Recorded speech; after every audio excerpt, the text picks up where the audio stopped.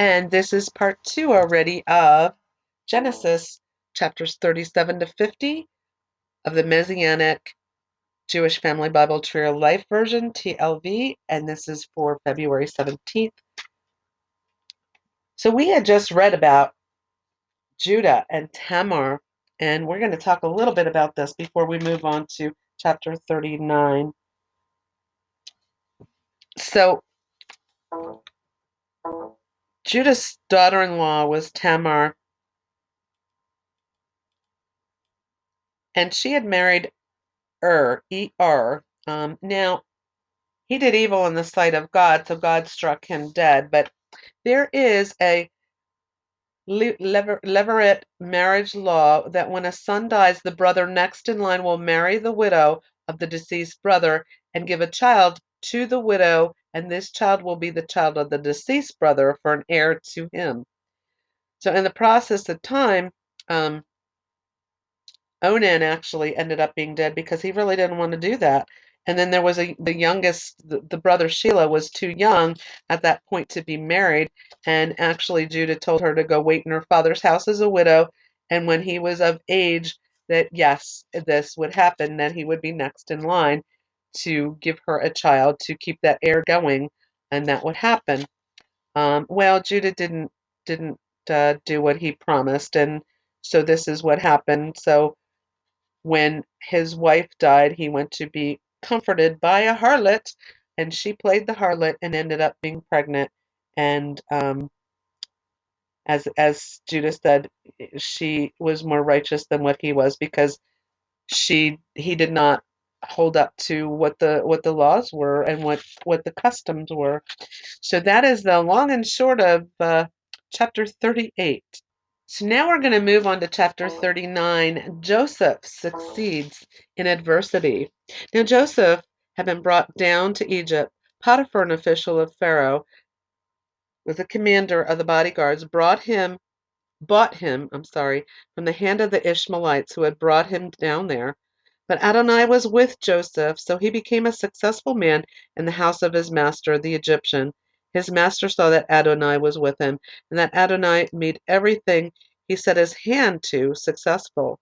Joseph found favor in his eyes, so he served him as a personal servant, and he made him an overseer over his household. Everything that was his he entrusted into his hand. From the time that he made him an overseer in his house and over everything that belonged to him, Adonai blessed the Egyptian's house because of Joseph.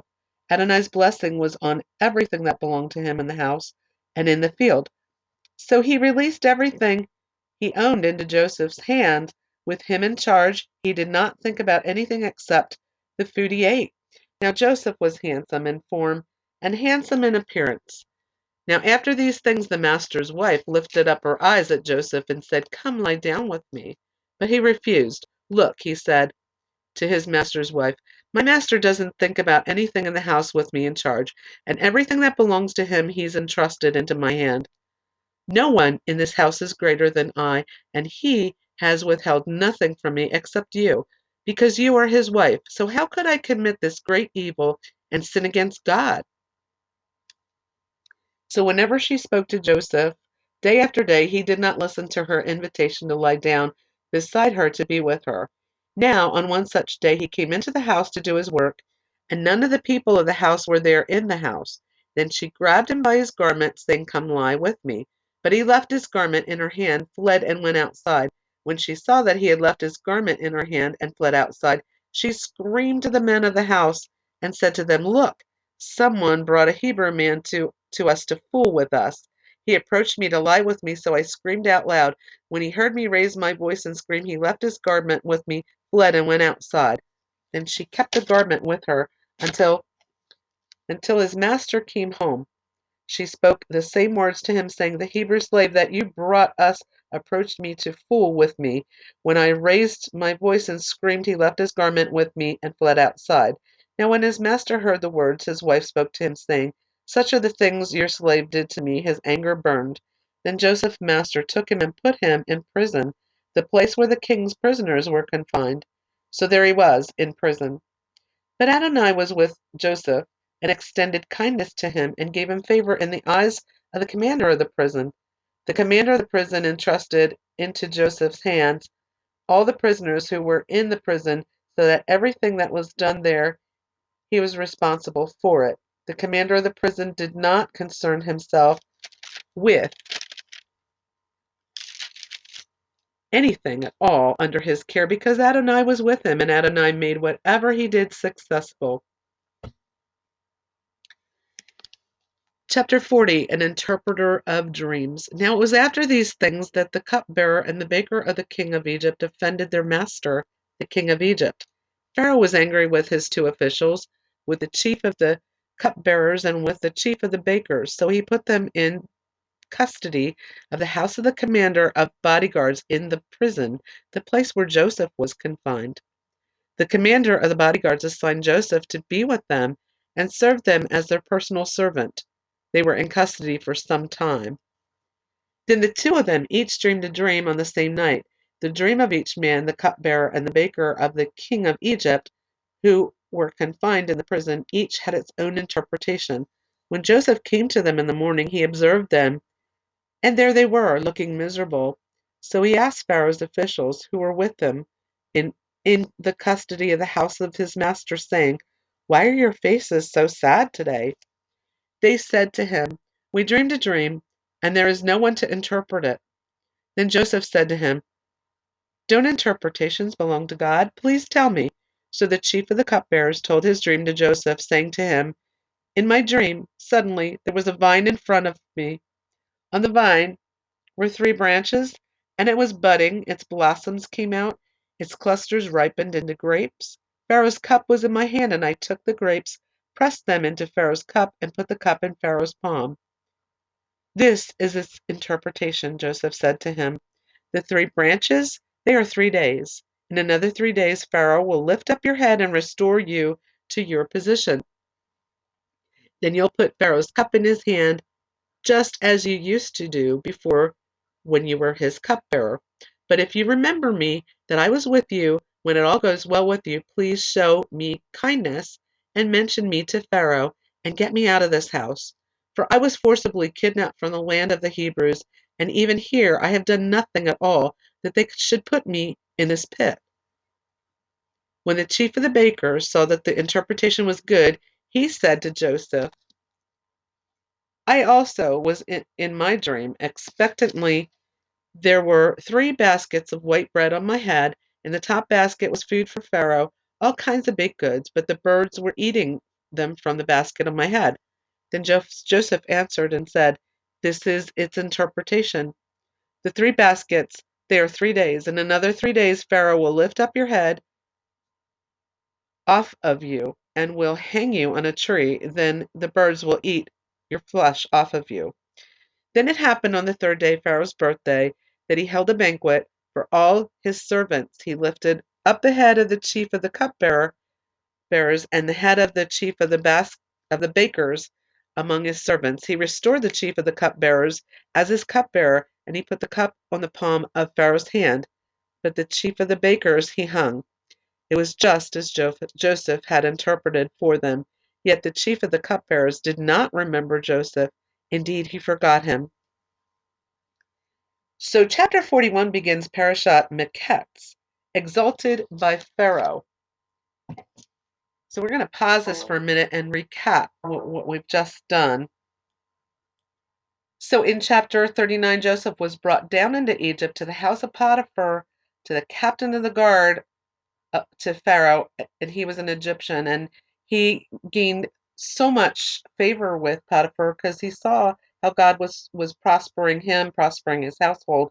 So he entrusted everything to him. But Potiphar's wife tried to seduce Joseph, and he refused, telling her he would not betray Potiphar, who trusted him, and it would be a sin to God, and he could not sin against his own God. Joseph was a godly man, but she she set him up and she lied and got him thrown into prison. Um, and in chapter 40, Joseph began to interpret dreams in prison, and he gave the interpretation as we just read. Um, and there's nothing more to really add to that. He was just able to interpret it, and God gave him that interpretation.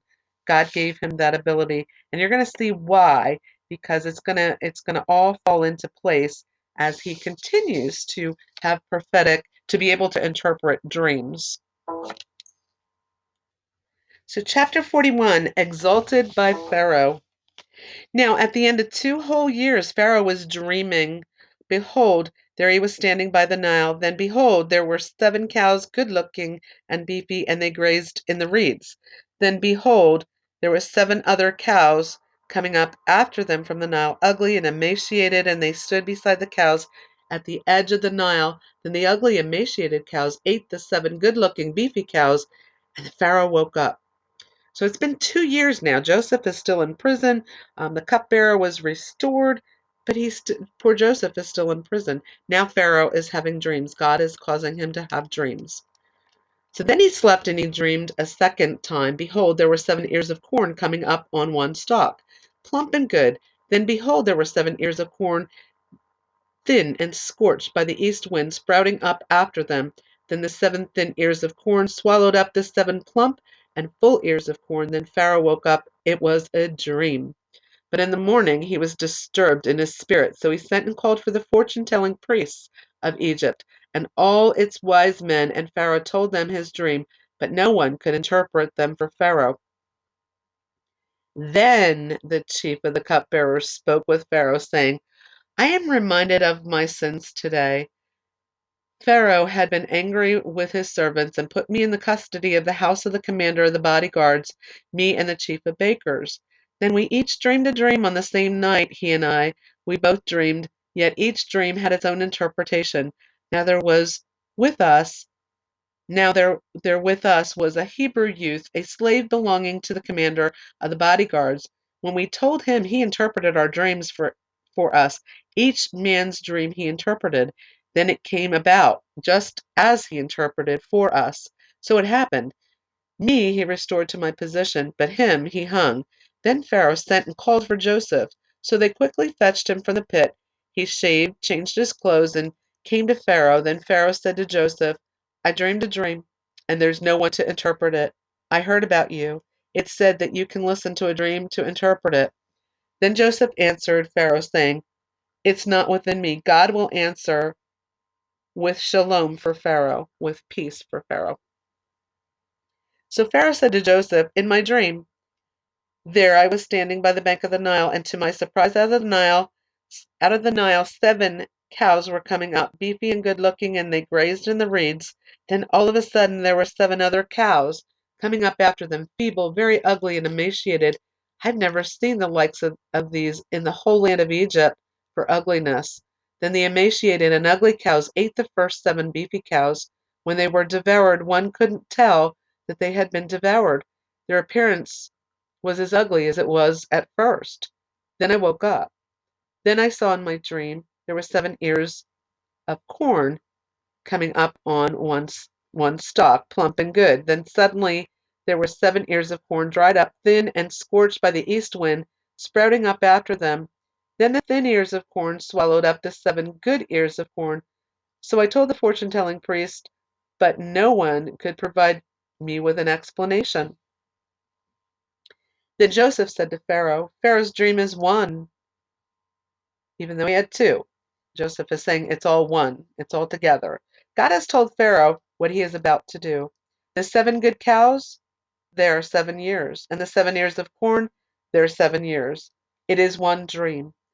The 7 emaciated and ugly cows coming up after them, there are 7 years. Also, the 7 empty ears of corn scorched by the east wind, there will be 7 years of famine. It is the word that I have already said to Pharaoh what God is about to do. He has shown to Pharaoh. 7 years of abundance are about to come in the whole land of Egypt. Then 7 years of famine will come up after them, and all the abundance of the land of Egypt will be forgotten, and the famine will consume the land. So the abundance in the land will be unknown because of the famine that follows, for it will be a very oppressive famine. Now, as for repeating Pharaoh's dream twice, it's because the matter has been settled by God, and God will quickly make it happen. So now let Pharaoh select a man discerning and wise, and set him in authority over the land of Egypt.